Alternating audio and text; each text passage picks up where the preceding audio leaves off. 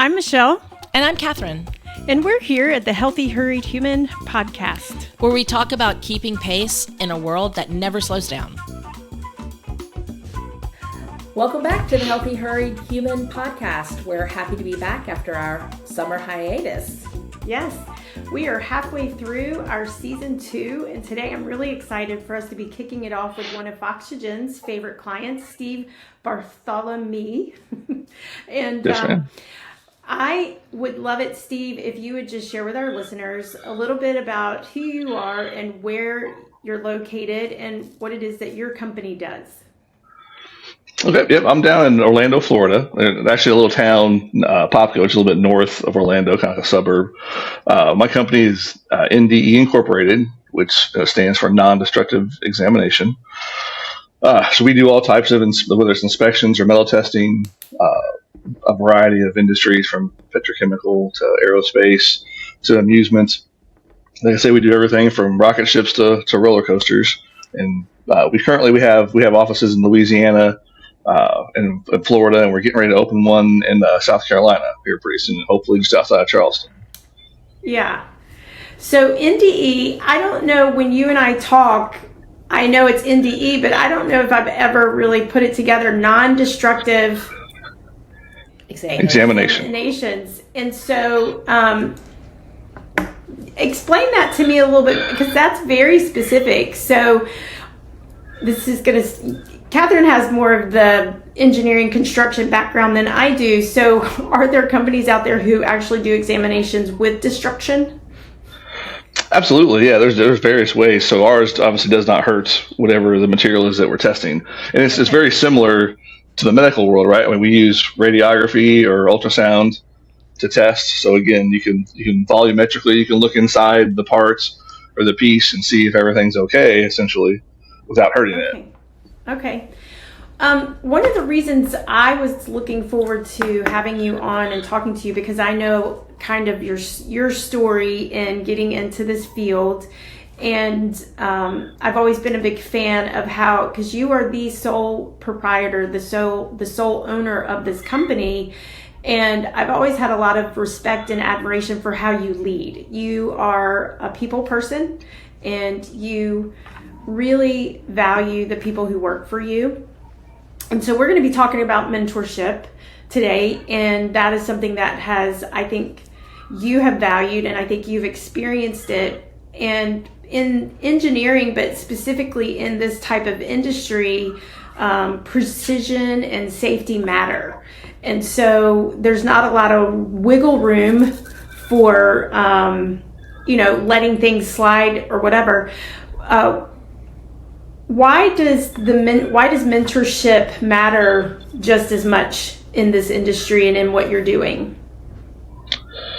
Well, so just to give you an idea, in our industry, mentorship is huge. And to give you an idea, like when it comes down to the operating practice of how we do what we do, you have called out standard to say, hey, look, for someone to do a particular inspection, they're going to have X amount of training, right? Like classroom, hands-on training. Mm-hmm. And then you have to have, which I would call the mentorship part of it.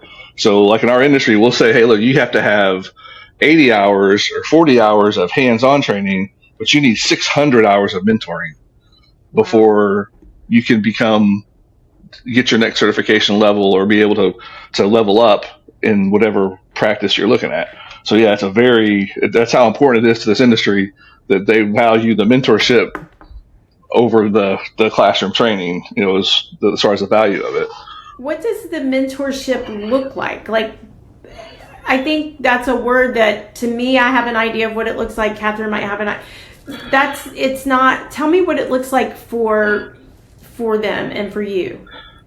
So for us in the inspection world, it's, though you start out from the bottom as an assistant, right? And then you're paired with, if you would, kind of like in some other industry, they might call it like a journeyman or a master, right? So we have levels 1, 2, and 3. And so the level 2 is like your journeyman, if you would. And so everybody gets paired with a level 2 as far as like they're as an entry level person, right? So you come in knowing nothing, then you're paired with someone, and that essentially becomes your mentor, and Okay. that's the standard for everything as it goes forward. So, does everyone end up being a mentor, or do you have specific people who are mentors? So that's a good question. So no, because we do have a lot of independently working level twos, and then you have your certain level twos who are the mentors. Because And it's how do you pick out the people that you think would be successful as a mentor? so in today's world, it's the mentee, it's the problem. To be honest with you, it's those younger ones coming in and trying to get them to adapt or to take to the mentoring process. They're too busy on their phones, or they don't. So really, the problem isn't trying to find good mentors; it's trying to find good mentees, if you will, right? Yeah. That's the issue that we face. Is I go through a lot That more. seems to be common. Something We're continue to finding hear. that across all Yeah. industries is the lack of preparedness for The new generation. learning from the people who have actually done the job or who have been in the industry longer. Yeah. That seems to be a common. You're Absolutely. not by yourself that way. So, Steve, I want to get into a little bit of your mentorship story. Who mentored you, not just in what you do, but in business in general? So that's an easy answer. So the gentleman named Ova Stanbush is probably one of the most influential as far as how my leadership style is today. It comes from him for sure. And as much as I respect my father, being in the family business, Ova, I got everything that I know from Ova as far as how I conduct myself, how I do things. Okay. I mean, he's a good man. Of course he's retired. He's retired now, but he taught me so many things. Okay. I love his name. I've never heard that name before. What are is there a story or a lesson that you carry with you that still now, like I know for people who've mentored me, I can hear them I can still hear them. Well, yeah, absolutely. So one of the things that I pass on is the whole, like, no one will care how much you know until they know how much you care. Like, you can know a lot of things and you can have all the answers, but until the people that you're working with know that you care, that stuff can bounce right off of them, right? It doesn't get you anywhere. And so to me, it's that having the heart of a teacher is key to being able to be a good mentor and being able to get through to people.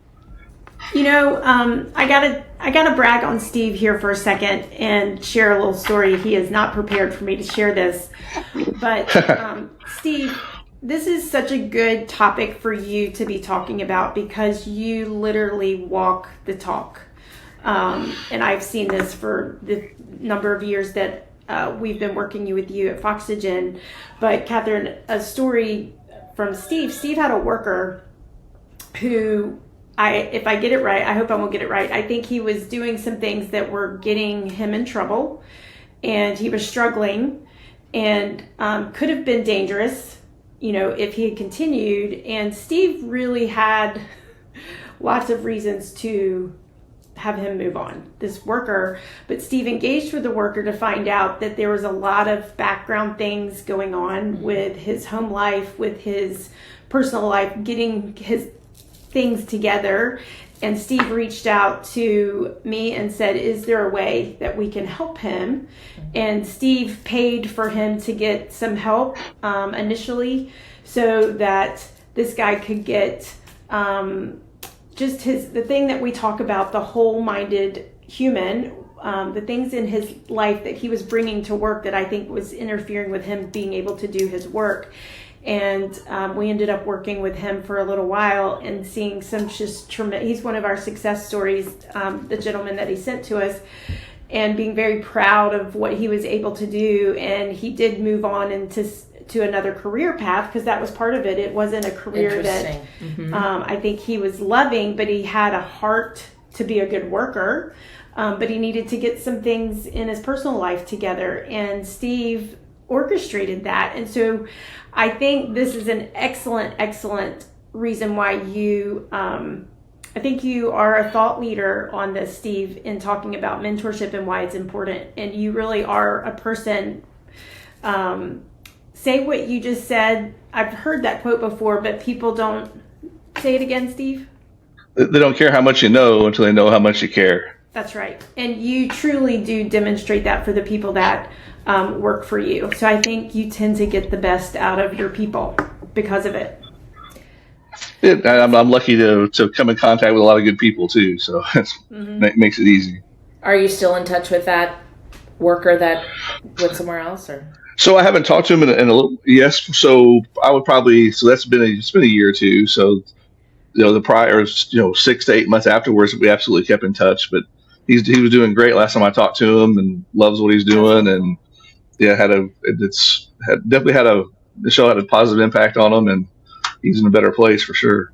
That's definitely an example of seeing the person as a whole and taking the time to work with them and help them find another career that's better suited for them. I mean, that's life Absolutely. changing. That's life altering for his family too. And I think that's where people miss the sight of, well, I would say some companies don't have the bandwidth to take a step back and see people as what we call like the whole person, where you see them in aspects and ask yourself, hey, is there something else going on that's impacting this, or is this not the right fit for him?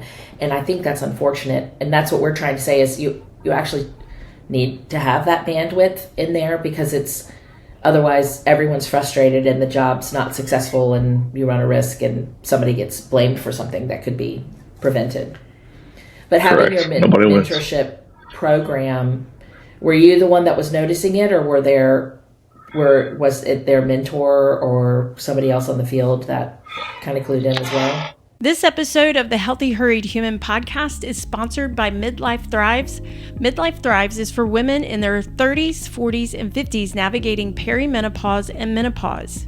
If you've felt the energy dips, the mood swings, or the brain fog that make you wonder if you're losing yourself, you're not alone. Midlife Thrives is here to help give you clarity, resources, and a supportive circle of women who get it. No quick fixes, no shame, just some real guidance for real life. Learn more and connect at midlifethrives.com, because thriving in midlife isn't optional, it's your new standard. Oh no, I was pretty involved with that situation, that project that he was on and working. So, but I wasn't the only one who noticed. Of course, it was, other. Again, we're a tight group, so everybody recognized there was a problem. Well, it's also encouraging to other people to see when you see a leader being kind and generous to someone else, then you can build trust, knowing that you're going to receive that same type of treatment. Steve, tell us real quick how many employees NDE has. Oh, we've just been hiring like crazy here lately. I think we're up to 75. Okay. Oh, wow. Yeah, that's great. Yeah, I knew that you've been building.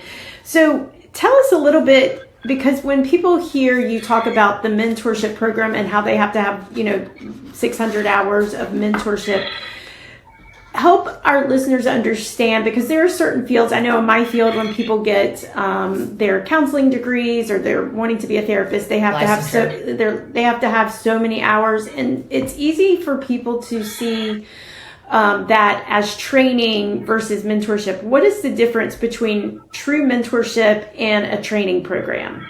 How do you see that?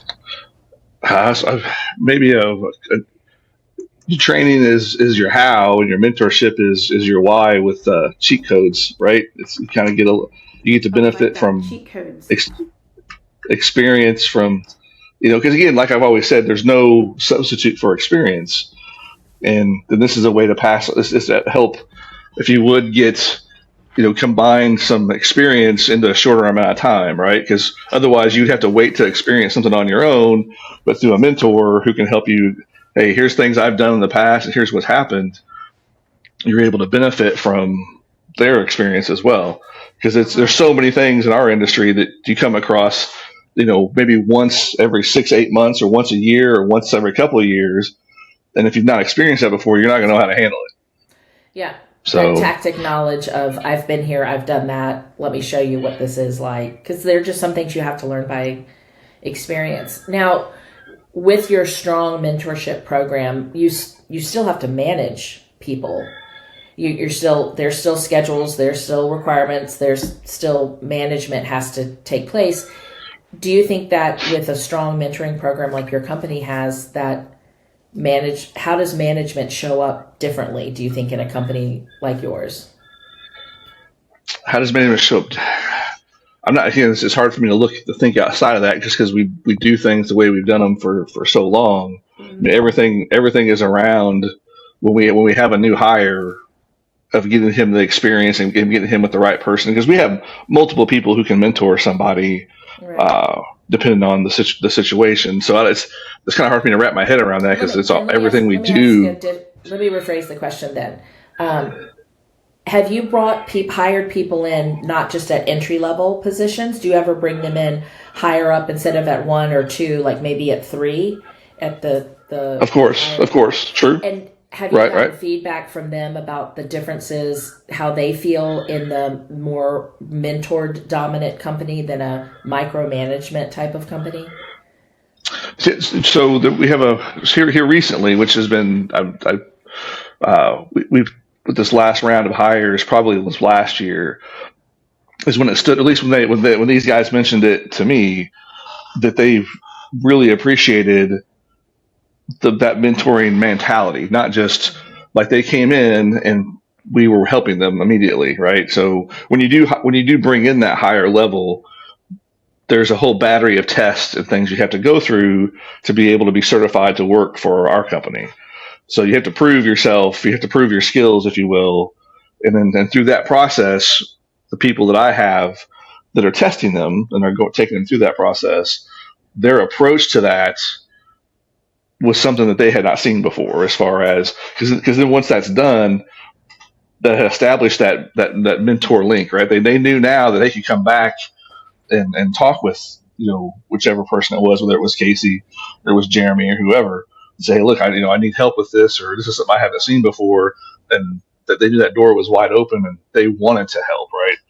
So when someone has that heart of a teacher, that makes it so much easier for somebody to come back to them, right, and try to get more information or to get something that's going to help them to do their job. So yeah, I did hear that. And that was something that made me very happy to hear, because you don't think about it every day when you're doing it.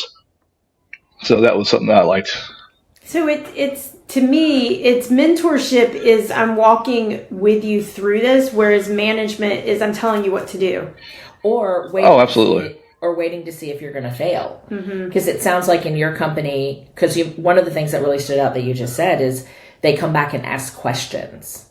They don't feel like they're on an island alone and are afraid to fail. They're going to say, hey, I can ask this question before I move forward, or get help in the middle of it. That's especially when you're dealing with the type of roller coasters to rocket ships. I would imagine that some of the questions are pretty critical to get it right.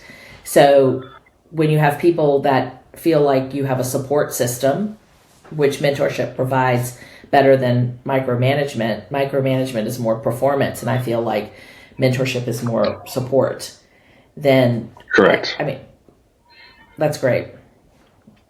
Well, you just shared with us a real life experience in your company for where this is demonstrated, and I was hoping you would get to that, because we've talked about the new round of hires and how much they really like the culture of NDE in the coming alongside versus feeling like they're micromanaged or they're under a microscope.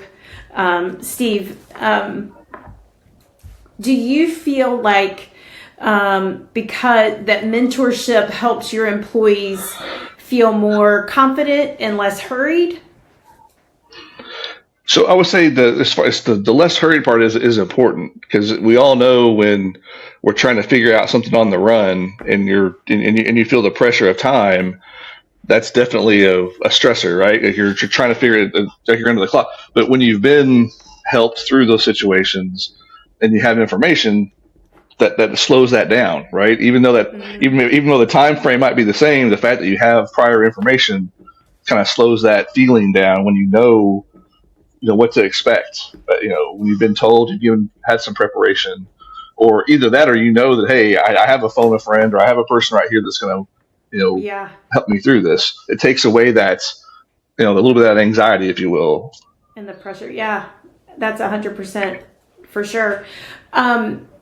Steve, we're going to kind of wrap this up a little bit, but I wanted to say to you, or ask you to say to maybe anyone who's listening and to the leadership out there, because you really do have a unique leadership style that I've told Katherine I don't think is predominant, especially in the engineering industry. Your approach is very different for this industry, meaning that a lot of times in this industry, there's a lot of high-strung, it's anything to do with engineering, that there's a lot of high-strung personalities and leadership styles. And you, I've always been impressed with the fact that that has never been your leadership style. So what would you say to leaders out there, whether it's your industry or another industry, what would you kind of encourage them to do when it comes to, like, if they wanted to start tomorrow with some simple steps, what are those steps they should take if they really want to value and practice mentorship? Well, mentorship is contagious, so it has to start at the top, right? You have to develop that desire to want to help the person, below you, if you will, right? Like that's you have to have that. You have to have that heart of a teacher, so it has to start with you at the very, very top. And then again, like in my organization, those that I have mentored over the years, nothing makes me happier than to see them mentoring somebody else. Mm-hmm. Right? They've seen the value in it. They appreciate it, so that it just comes naturally at that point, right?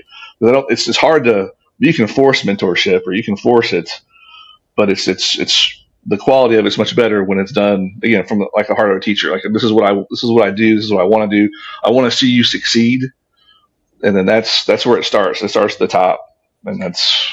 Well, would you say to Steve? Sorry, you probably want to jump in here, but would you say you have the attitude of a learner, and so you've talked over the years about you look for people to, when you don't walk around feeling like you know everything and you're the smartest guy in the room. You are a guy who reaches out and says, hey, show me, teach me. You walk that out in your own life. So, I mean, I would think that has a lot to do with it too. Right. Like, again, a famous Steve Jobs quote was, we don't hire people and tell them what to do. Right. We hire smart people and have them tell us what needs to be done. If I'm going to be the smartest guy in my organization, we're in trouble. As I always say, I got to hire people that are smarter than me. So, and that's been the part of the success, right? Is that team that I have? It's that I put together.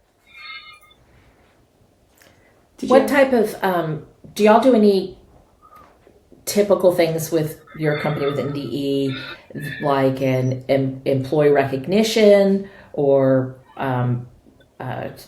employee culture, like get-togethers or picnics or family days, or what's part of the culture that you do that's more not necessarily training and job that you do to build connection?